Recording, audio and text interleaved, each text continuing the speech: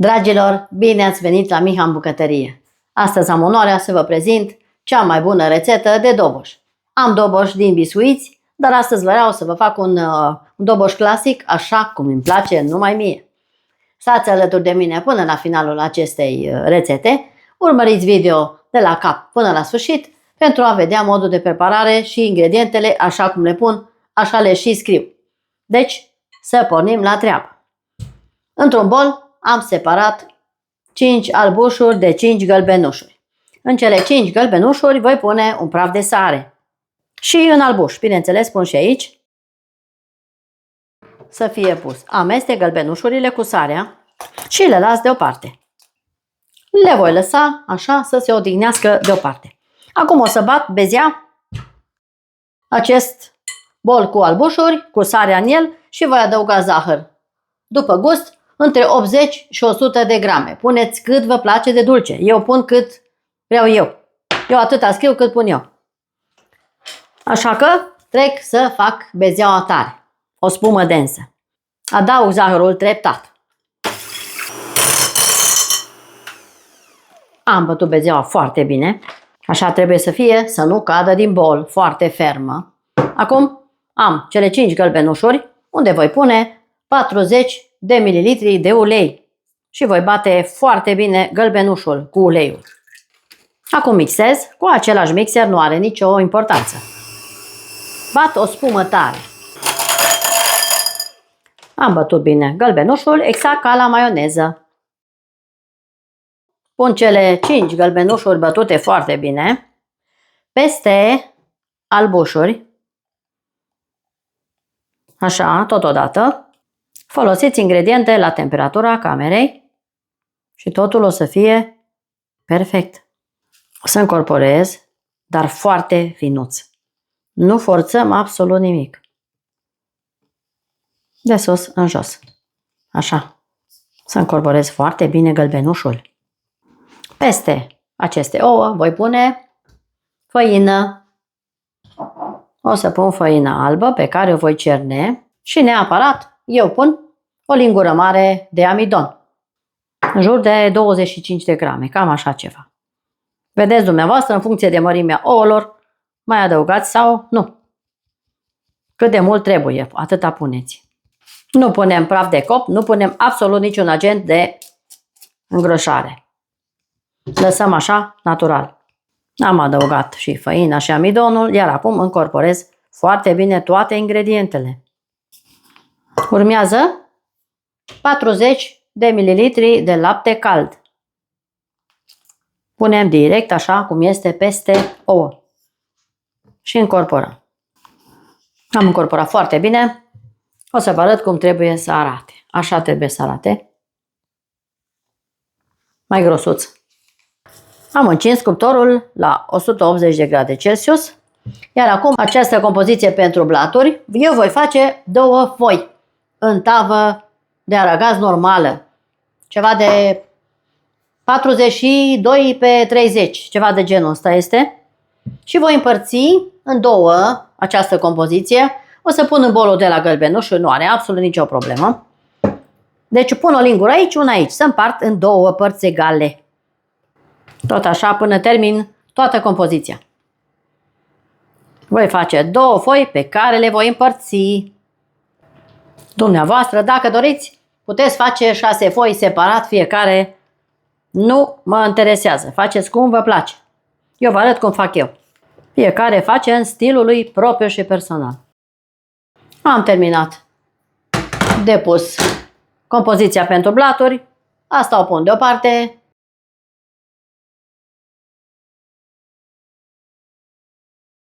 Nivelez pe toată suprafața să fie în mod egal. După cum ați văzut, nu punem agent de creștere, nu punem nimic. Direct așa facem foi subțiri. Nivelez frumos peste tot și o voi da la copt și o să vă spun cât a stat la mine în cuptor, la 180 de grade. Fiecare blat în parte. Eu voi tăia fiecare parte de blat în 3 părți egale. Pentru 6 foi. Vreau să fac 6 blaturi mai mici. Dumneavoastră, dacă doriți, dublați absolut toate cantitățile pentru un doboș mare, mare. Mie nu îmi trebuie mai mult de atât. Am vrut doar să vă arăt cum fac eu doboșul la mine acasă de multă vreme, de foarte mulți ani. Este o rețetă veche, cu tradiție în familia mea. Și vreau să vă arăt neapărat și dumneavoastră tot ce știu eu să fac din familie. Cu mare drag vă arăt. Dumneavoastră, abonați-vă pe YouTube, Rețete Culinare cu Miha, este gratuit. Cine dorește, aveți rețete, una și una mai bună ca cealaltă. Și cine dorește și pe Facebook să intre în comunitatea miha.de. De asemenea, este gratuit. Acolo puteți veni cu poze, cu tot ce doriți, cu rețetele dumneavoastră proprii și personale. Puteți să postați pe Facebook, în comunitatea miha.de. Am aranjat, așa arată. Deci este o tavă de aragaz normală, foarte mare. O să pun la copt și o să revin cu ambele blaturi tăiate și o să vă arăt și cum vreau să le fac. Și urmează și crema. Rămâneți aproape. Dragii mei, foile mele s-au copt 10 minute, 180 de grade Celsius. Am făcut două foi mari, 30 pe 40, pe care le-am tăiat fiecare în 3 bucăți egale. Aici am 3 ouă pentru a face crema. Voi pune această compoziție pe foc împreună cu 80 de grame de zahăr pudră până la 100 de grame. Puneți peste ouă și mixăm foarte bine până când se îngroașă crema mea pe foc, pe abur. După ce fierbe apa, pun crema să o fierb. Și atât bat până când am o cremă foarte spumoasă, groasă și puțin lipicioasă. Până atunci, dumneavoastră, dați un like, apăsați clopoțelul pentru a fi la curent cu tot ce gătesc eu pe pagina mea de YouTube. Mulțumesc frumos! Totul este gratuit. Amestec bine 3 ouă cu zahărul pentru a le omogeniza, pe care le voi pune pe vasul cu apă. O să mai avem nevoie la sfârșit pentru cremă de 120 de grame de ciocolată neagră, dar aceea o să vă spun și la sfârșit și unt și tot ce trebuie. Până atunci bat bine crema pe foc. Apa fierbe și voi bate până când fac crema care mi-o doresc. Dragii mei, crema mea este gata, așa cred că este gata. O să iau cu mare atenție, arde extrem de tare.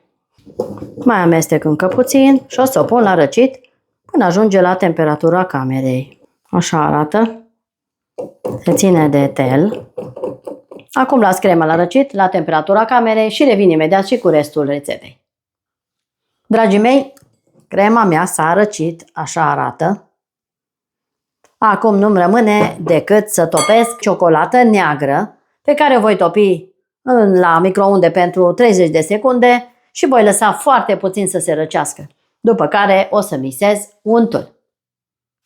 Dragilor, crema mea este numai bună de amestecat cu ciocolată.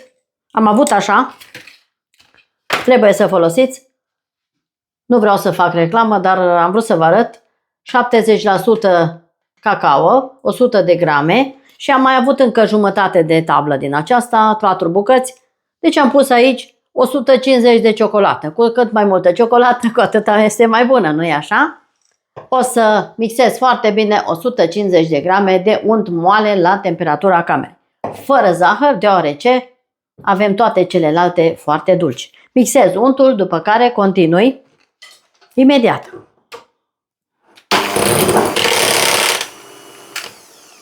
Am amestecat foarte bine untul. Voi adăuga peste ouăle mele fierte această ciocolată răcită. S-a răcit la temperatura camerei și pun peste crema fiartă. O pun toată, după care voi amesteca.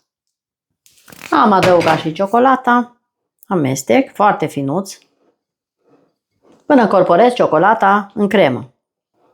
Și o să aveți cel mai bun doboș. Încercați rețeta mea de astăzi cu mare încredere. Miroase atât de bine. Până atunci, dumneavoastră, apăsați clopoțelul pentru a primi notificări la timp despre ceea ce gătesc eu la mine în bucătărie. Mulțumesc frumos! Acum voi mixa această cremă cu același mixer, nu are absolut nimic, până fac o cremă groasă. Crema mea arată extraordinar de bine. Acum voi adăuga o lingură bună de esență de rom. Punem peste această compoziție de ciocolată și cremă de ouă. Eu am pus o lingură mare pentru un gust intens la acest doboș. Amestec foarte bine la viteză mică. Acum încep să adaug din unt în această cremă. O să pun puțin câte puțin până adaug tot untul în cremă. Voi pune pe rând până termin untul. La viteză mică, bineînțeles. Prima dată pun o lingură de unt. Acum voi face puțin marginile pentru a încorpora foarte bine toată crema de desubt. Și tot așa până termin untul. Acum urmează ultima tură de unt. Crema mea este gata. Arată așa cum trebuie să arate o cremă pentru doboș. Uitați aici.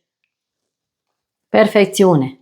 Aceasta este cremă de doboș autentică, veritabilă și cea mai bună cremă de doboș pe care o faceți. Dacă o faceți, dacă nu, nu. Așa, crema este gata. Nu mai vorbesc, blaturile, uitați aici ce moale este acest blat și cât este de extraordinar de bun și de perfect. Niciun comentariu, până aici trebuie să vă reușească. Urmăriți video de la început și până la sfârșit, exact pas cu pas, pentru a face exact așa. Dacă nu urmăriți filmul, nu o să vă iasă nimic. Folosiți ingrediente de bună calitate. De asemenea, este foarte important. Această foaie o să o pun deoparte pentru a o face cu glazura aceea de caramel. O să o las aici.